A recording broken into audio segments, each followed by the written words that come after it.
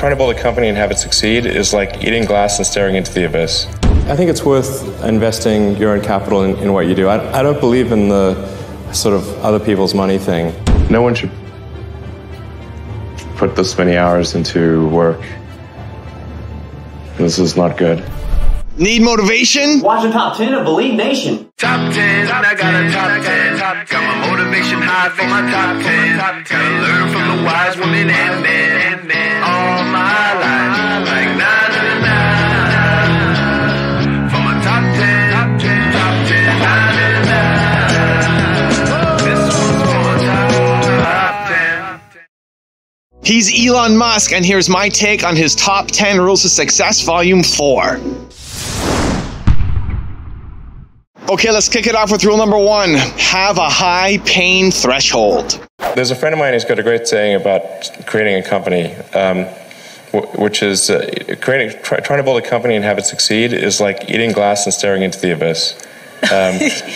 So, I mean, what tends to happen is it's sort of quite exciting for the first several months of starting a company, and then reality sets in. Things don't go as well as planned. Customers aren't signing up. The technology or the product isn't working as well as you thought, and then that can sometimes be compounded by a recession, and it can be very, very painful for several years. So I think. Frankly, starting a company, I would advise people to have a high pain tolerance. Rule number 2, generate word of mouth. How, aside from making great products, how do you get people excited about Tesla? There's a lot of people I know and that I talk to who are just intrigued and interested and excited about Tesla as a company.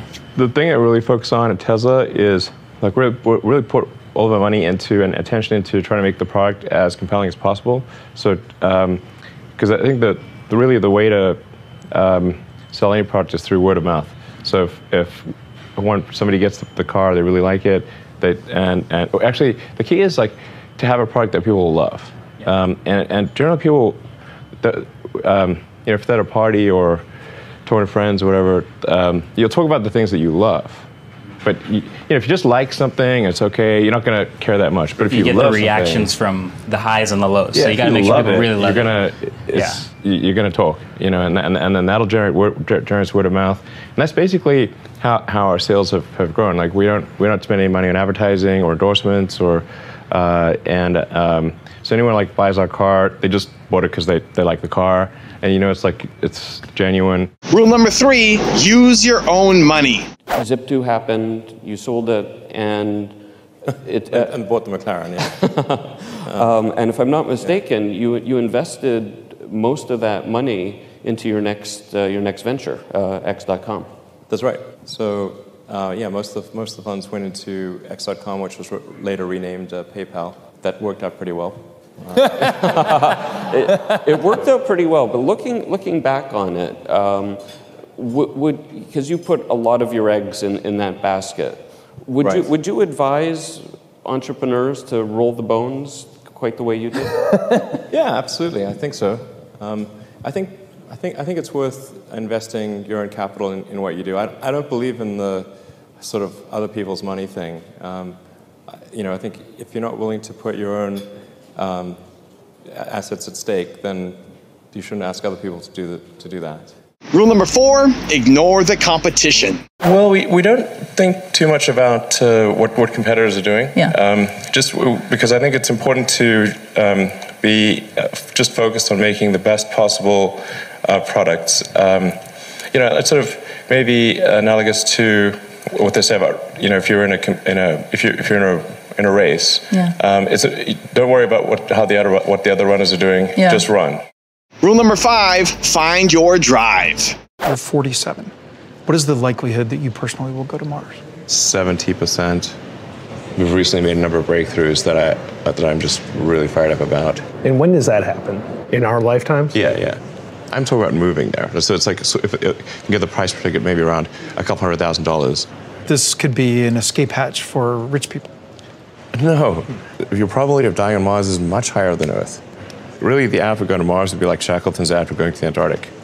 It's going to be hard. There's a good chance of death. Going in a little can through deep space. You might land successfully. Once you land successfully, there will be you'll be working non-stop to build the base. So you're not much time for leisure. And once you get there, even after doing all this, it's a very harsh environment, so there's a good chance you die there. We think you can come back, but we're not sure. Now, does that sound like an escape hatch for rich people? And yet you would unhesitatingly go. You know, there's lots of people that climb mountains. You know, why do they climb mountains? Because people die on Mount Everest all the time. They like doing it for the challenge. Rule number 6, persevere. When did it occur to you that Zip2 might be a success? Well, I mean, when we first started out, I think our ambitions were really quite low. It was really to make enough money to pay the rent. Yeah, we got a VC give us money. That was, yay! Yeah. We thought it was all over then. Yeah, it was pretty crazy. I mean, when we started out in '95, we literally, at the beginning, we had one computer, which would be the web server during the day, and then at night, I'd program on it. And we'd sleep in the office. Yeah, we couldn't afford to have an apartment. It was cheaper to rent the office than to rent an apartment, so we just rented the office and slept in the office and showered at the YMCA. Showered at the YMCA. And for me, the worst part was eating at Jack in the Box 3 times a day. Yeah, man, this like I'll sleep it's really difficult to get food at Palo Alto after like 10 p.m.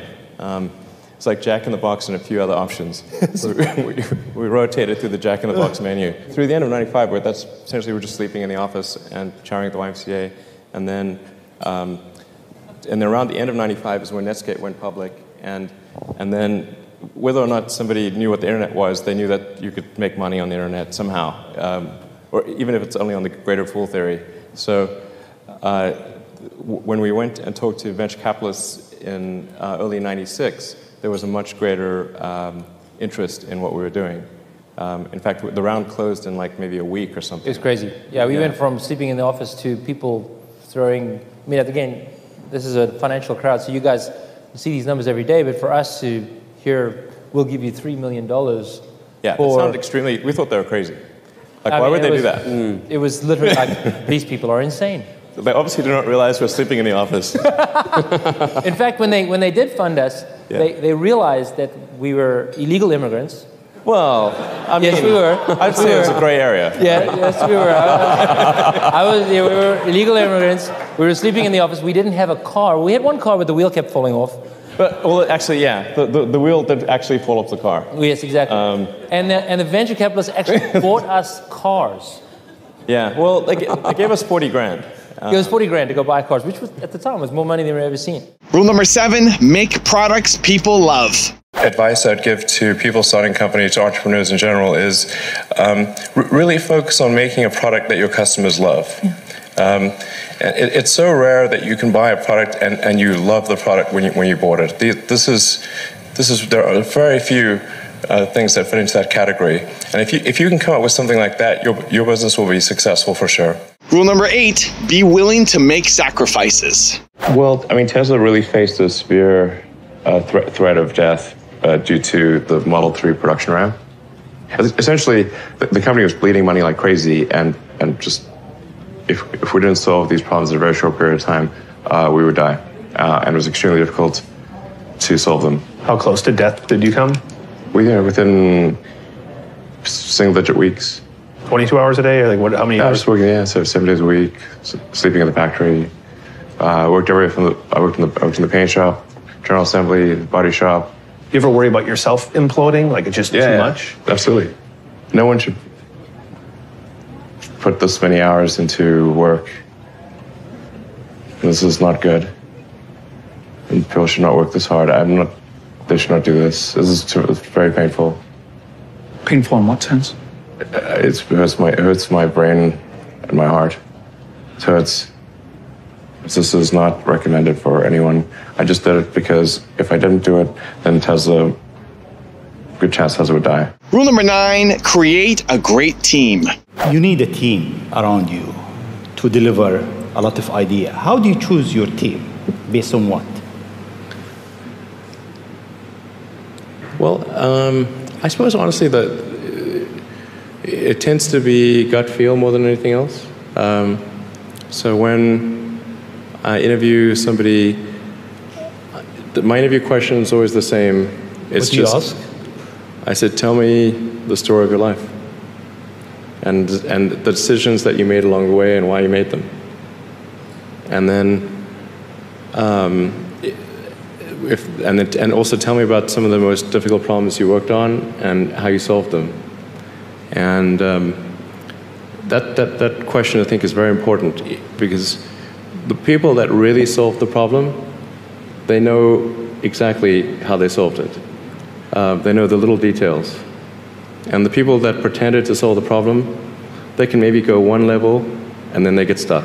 And rule number 10, the last one before a very special bonus clip, is have fun. Welcome. Hi, Felix.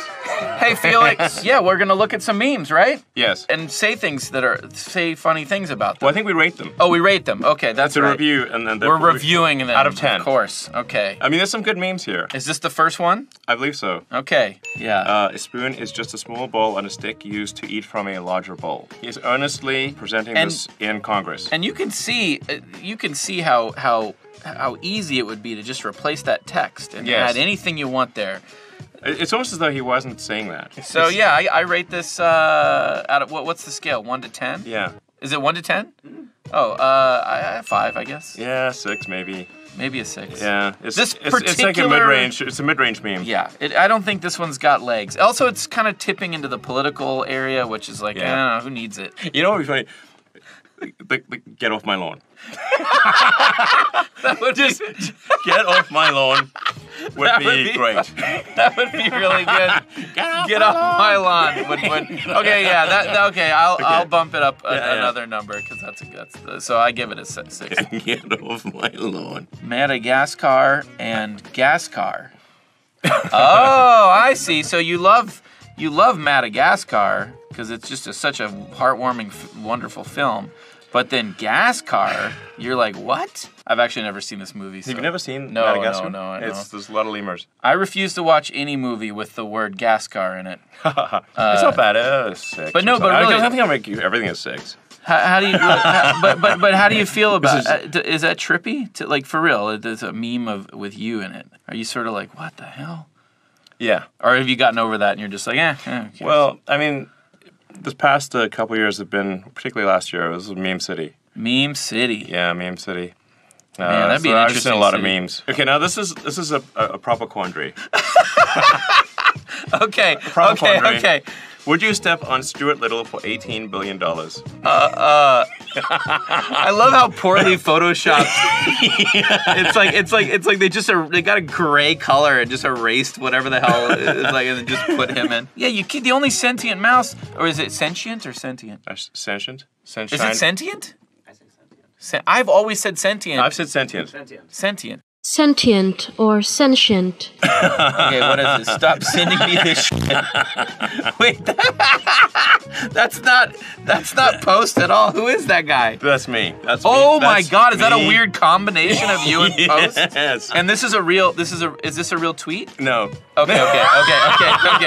Man, dude, nothing. You can't believe anything. It is, yeah.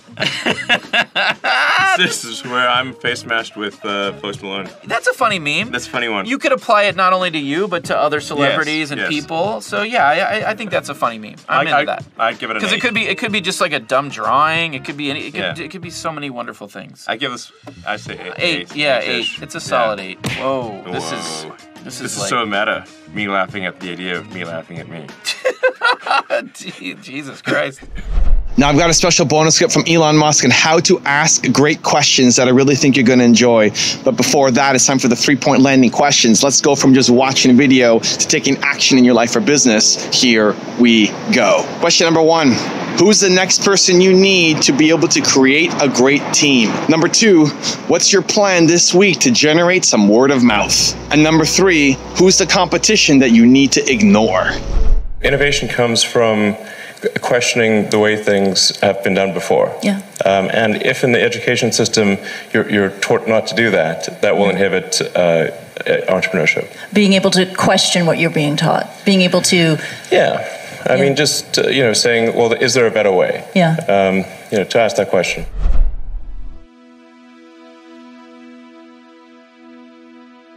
If you want more Elon Musk, check out the last top 10 rules I made on him. The link is right there next to me. I think you'll enjoy it.